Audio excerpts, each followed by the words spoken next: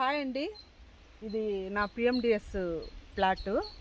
అంటే వరి పంట పెట్టాను. దీనికి ముందు వరి తీసేసిన తర్వాత పిఎండిఎస్ వేసుకున్నాము. ఇందులో దాదాపుగా ఒక 20-25 రకాల విత్తనాలు కలిపి చల్లుకున్నాము. అయితే ఇది 45 రోజులు 50 రోజులకి ఇది కలియ దున్నేసి మళ్ళీ వేరే పంట పెట్టుండాలి. కాకపోతే జనుము దీంట్లో ఎక్కువ ఉండడం వల్ల ఇది విత్తనం అవుతుందనే ఉద్దేశంతో అట్లే పెట్టడం జరిగింది. దీంట్లో అంతర పంటలు 20 రకాలు ఉన్నాయి. అటు చూడండి, బెండ చూడండి ఎట్లొచ్చిందో. ఒక్కో కాయ దాదాపుగా ఒక అర మీటర్ కన్నా తక్కువ ఉందండి. అది ఒక్కో కాయ చాలా బాగా వచ్చినాయి. గడ్డ జాతి ఉన్నాయి, తీగ జాతి ఉన్నాయి. అలాగే ఆముదం చూడండి, ఒక్కో గెల ఎంత బాగా వచ్చిందో. దీనికి ఇట్లా బీర చెట్లు తీగలు అల్లుకున్నాయి. సరే, ఇవి అన్నీ ఉన్నాయి కాబట్టి తేయడం ఇష్టం లేక ఇంకా అనపకాయలు కూడా ఇకపై కాస్తాయి. తీగలు చూడండి, తీగ జాతి ఇట్లా ఎంత దూరము పాకి ఉందో. ఒకసారి దున్నుదామని కిందకు వదిలి మళ్ళీ వదిలేసినాము.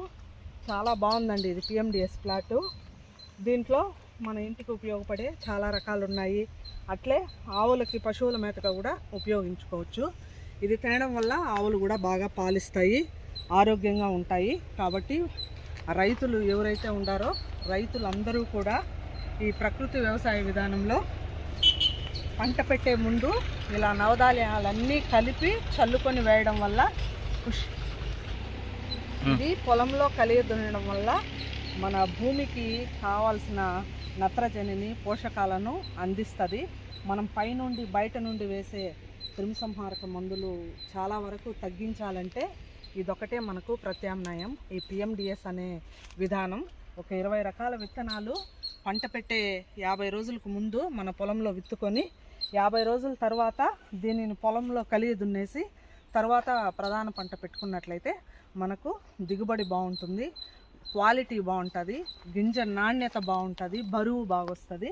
వీటితో పాటు మన ప్రకృతి వ్యవసాయ విధానంలో అమలు చేసే కొన్ని రకాల ఉత్ప్రేరకాలు అంటారు, జీవామృతం కానీ ఘనజీవామృతం కానీ, ఇవి పారించుకుంటూ ఏదైనా పురుగు అలాంటివి వచ్చినప్పుడు కూడా కషాయాలు ఉన్నాయి, అలాంటివన్నీ కూడా ఉపయోగించుకోవచ్చు. కాబట్టి ముఖ్యంగా రైతులందరూ కూడా ఈ విధానాన్ని పాటిస్తే మన భూమి ఆరోగ్యం, మన ఆరోగ్యం కూడా బాగుంటుందని కోరుకుంటూ సెలవు తీసుకుంటున్నాను.